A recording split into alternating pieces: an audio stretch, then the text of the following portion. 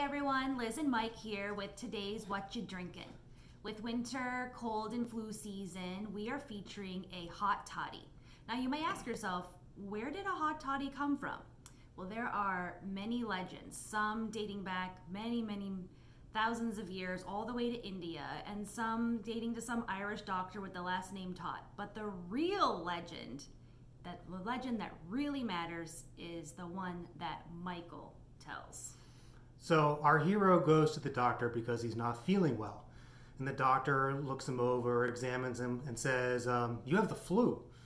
And our hero goes, well, shucks, doc, that's not good. What do I do?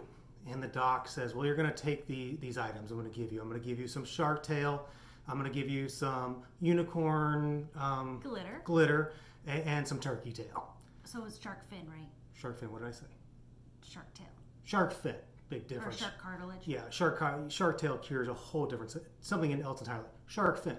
So our hero looks at the doc and says, Doc, are these really going to cure me of the flu? And the doc kind of looks at him and says, Doc, let's get real. These aren't going to cure me of the flu, but we need to come up with a remedy that will. Or at least a remedy that looks like it'll cure me of the flu. And then our hero says, Doc, I really like bourbon, but when I go home, my spouse isn't going to let me drink bourbon if I have the flu. How can we fix that? And the doc goes, well, I have an idea. What if we did this?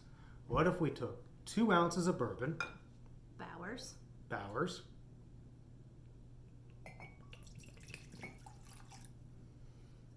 about 6 to 8 ounces of hot water,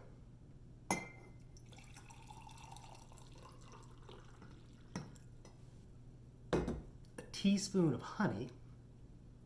Whatever. That was a teaspoon. And a little lemon. We'll mix that up, and that will cure your common flu. Or your flu.